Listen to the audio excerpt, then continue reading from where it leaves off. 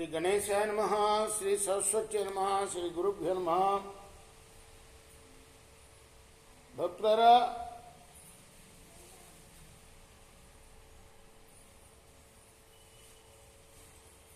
మన దేవాలయంలో ఇప్పుడే ప్రభాత పూజలు పూర్తి చేశాం. ఇప్పుడు సంప్రదాయం ప్రకారం భారత ఇతిహాసాన్ని వినిపిద్దాం. నిన్నటి వరకు ఆదిసభ, అరణ్య, విరాట, ఉద్యోగ, భీష్మ, ద్రోణ, కన్న, శల్య, సౌప్తిక, స్త్రీ పర్వాలనే 11 పర్వాలు పూర్తి చేశాం. 12వ శాంతి పర్వంలో కూడా మనం 325 అధ్యాయాలు పూర్తి చేసి 326 అధ్యాయంలోని 9వ శ్లోకం వరకు చెప్పుకున్నాం. ఈ రోజున 10వ శ్లోకం నుండి కొనసాగించే ముందు వ్యాసుల వారిని ప్రార్థన చేసుకుందాం. వ్యాసాయ విష్ణురూపాయ వ్యాసరూపాయ విష్ణవే నమో వై బ్రహ్మదేవ వాసిష్ఠాయ నమో నమః. అంజనానందనం వీరం జానకీ శోకనాశనం కపీశమక్షంతారం సదానింబ వృక్షస్య మూలాధివాస సుధాస్నావినం తీర్థమప్యప్రియంతం తరుంకల్ప వృక్షాదికం సాధయంతం నమామీశ్వరం సద్గురుం సాయినాథ్. సమర్థ సద్గురు సాయినాథ్ మహారాజ్ కీ జయ. సుఖ ఉవాచ పిత్రాకముక్తో భద్రంతే మోక్ష ధర్మార్థ కోవిదః విదేహరాజో యాజ్యమే జనకో నామ విశ్రుతః తత్ర గచ్చస్వ వై తూర్ణం యది తే హృది సంశయః ప్రవృత్తో వా నివృత్తో వా సతే చేత్స్యతి సంశయం. సుఖముని అంటున్నాడు జనక మహారాజు తోటి, రాజా నీకు మేలు కలుగుగాక. నా యజమాని అలానే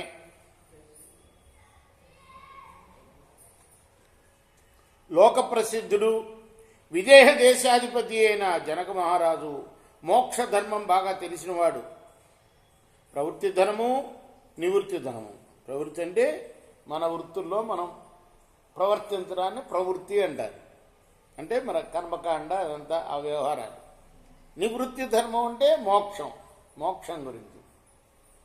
అంటే మనం ఇక్కడి నుంచి అన్ని కర్మకాండల నుండి నివృత్తి అయిపోతే అప్పుడు దేవుడి దగ్గరికి వెళ్ళగలం, దేవుళ్ళో ఐక్యమవ్వగలం. లేకపోతే మళ్ళీ పుట్టడం, మళ్ళీ చావడం, ఇవన్నీ తప్పవు. అదనమాట. ఈ రెండు కూడాను ప్రవృత్తి ధర్మంలో, నివృత్తి ధర్మంలో నీ మనసులో సందేహాలు ఉంటే వెంటనే త్వరగా అక్కడికి వెళ్ళు, ఆయన నీ సందేహాలు తీరుస్తాడు అని మా తండ్రి చెప్పాడు. ఎవరు? శుకుడు వారి తండ్రి వ్యాసులు వారు. మా తండ్రి చెప్పాడయ్యా, నాకు యజమాని విదేహ దేశాధిపతి అంటే ప్రపంచంలో ఉన్న అందరికీ యజమాని రాజు. అర్థమైందా? ఇప్పటికి కూడా బ్రిటిష్ సామ్రాజ్యంలో రాజును దేవుడిగా కొలుస్తారు. రాజు నా యజమాని, ఆయన అన్ని ప్రవృత్తి ధర్మం, నివృత్తి ధర్మం బాగా తెలిసినవాడు కాబట్టి నాయన నువ్వు వెళ్ళి నీ సందేహాలన్నీ తీర్చుకో ఆయన దగ్గర అని మా నాన్న నాకు చెప్పి నీ దగ్గరికి పంపించాడు మహారాజా, జనక మహారాజా. సోహం పిత్తు నియోగాత్వం ఉపప్రష్టుమిహాగతః తన్మే ధర్మభృతాం శ్రేష్ఠ యథావద్ వక్తుమర్హసి.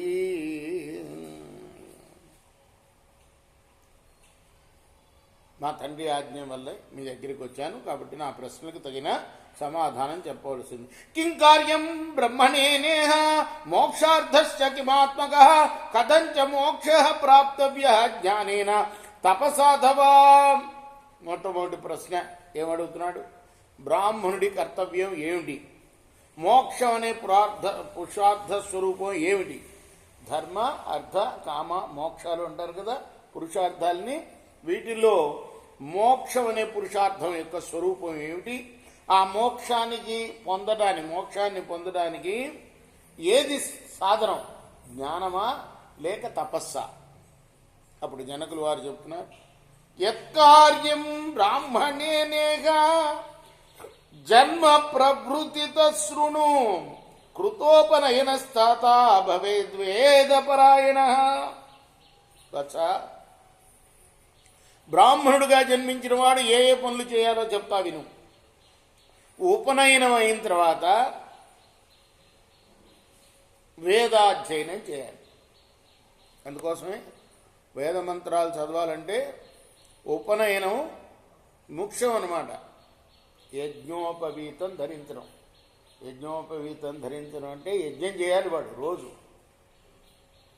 అప్పుడే వాడు వేదంలో మంత్రాలు చదవడానికి అర్హుడు.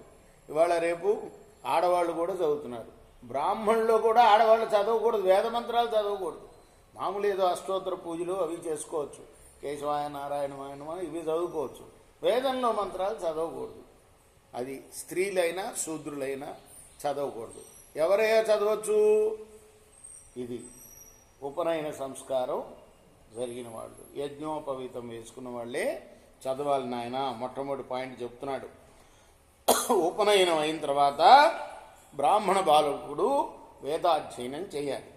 తపస్సా గురువృత్వాచ బ్రహ్మచర్యేణ వా విభో దేవతానాం పితॄణాం చ దేవతానాం పితॄణాం చ అప్యనృణో అనసూయక వేదానధీత్యన్ యత దక్షిణామపవర్జ్య చ అభ్యనుజ్ఞాం అధప్రాప్య సమావర్తేత వై ద్విజః.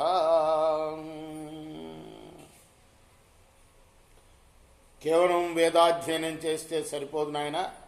దాంతోపాటు తపస్సు చేయాలి, గురువుగారి యొక్క సేవ చేయాలి.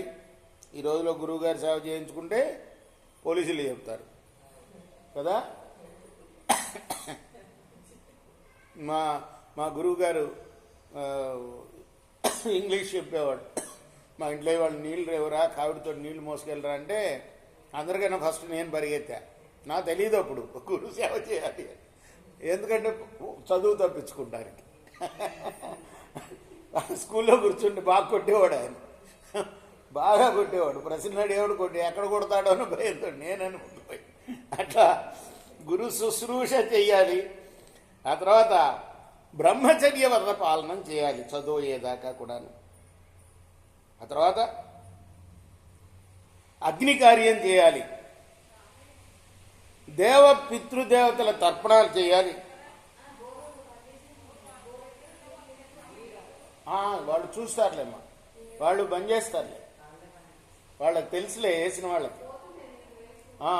ఏం కాదు, ఆ అమ్మాయి వచ్చి బంద్ చేస్తుంది. అలానే అగ్నికార్యం చేయాలి, ఇందాక చెప్పానే అదే యజ్ఞం చేయాలి. ముఖ్యంగా మరీ ముఖ్యంగా ఎవరి లోపాలని కూడాను ఎన్నకూడదు. అర్థమైందా? మనం చేసేది అదే. పొద్దుకులు నలుగురు కూర్చున్నారంటే వాడెవడో ఐదో వాడి మీద, అక్కడ లేని వాడి మీద పితృలు చెప్తూ ఉంటాం. అది చేయకూడదు. అది ఆ తర్వాత నియమపూర్వకంగా వేదాధ్యయనం పూర్తి చేసుకొని గురువుగారికి దక్షిణ సమర్పించి వారి ఆజ్ఞతో సమావర్తన సంస్కారం తర్వాత ఇంటికి రావాలి. ఇప్పుడు ఈ సమావర్తన సంస్కారం అనేది పెళ్లి చేసేటప్పుడు ముందు చేస్తున్నారు. నిజానికి గురువుగారి దగ్గర వేదాధ్యయనం పూర్తి చేసిన తర్వాత ఈ సమావర్తన హోమం చేయాలన్నమాట. కృష్ణార్పణమస్తు. రేపు మనం 17వ శ్లోకాన్ని కొనసాగిద్దాం. స్వస్తి ప్రజాభ్య పరిపాలయంతాం న్యాయ మార్గేణ మహిమహిషా గోబ్రాహ్మణేభ్య సోమస్తు నిత్యం లోకా సమస్తా సుఖినో భవంతు. కృష్ణార్పణమస్తు. సాయి కృష్ణార్పణమస్తు.